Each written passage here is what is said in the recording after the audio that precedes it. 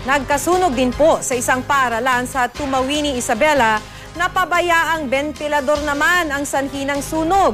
Naabo naman ang mahigit 20 bahay sa Davao City dahil naman sa naiwang pagluluto. Makibalita tayo kay CJ Turida.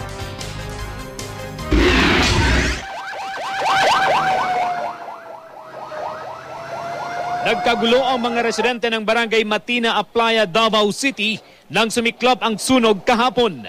Magkakadikit ang mga bahay kaya mabilis kumalat ang apoy. Mahigit 20 bahay ang naabo. Ayon sa ilang nasunugan, napabayaang pagluluto sa isang bahay ang sanhi ng sunog. Tinatayang nasa 500,000 piso ang halaga ng napinsala. Sa di kalayuan, nasunog din ang kwarto ng isang bahay sa Talomo District.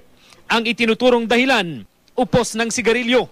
Electrical kaning improper disposal sa iyang cigarette butts bitaw.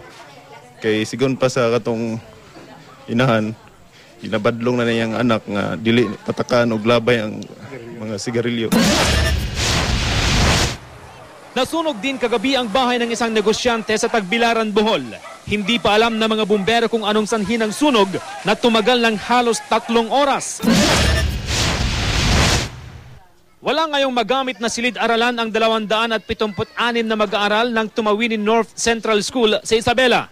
Nasunog kasi ang 3 classroom dahil daw sa pagsabog ng napabayaang electric fan. Wala namang nasaktan sa nangyari.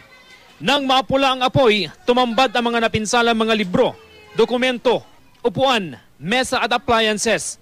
Mahigit 1,500,000 piso ang halaga ng mga napinsalang gamit. Nagklaklase muna ngayon ang mga mag-aaral sa covered court, library at ilalim ng mga puno. CJ Torida, Nagbabalita, Pilipinas.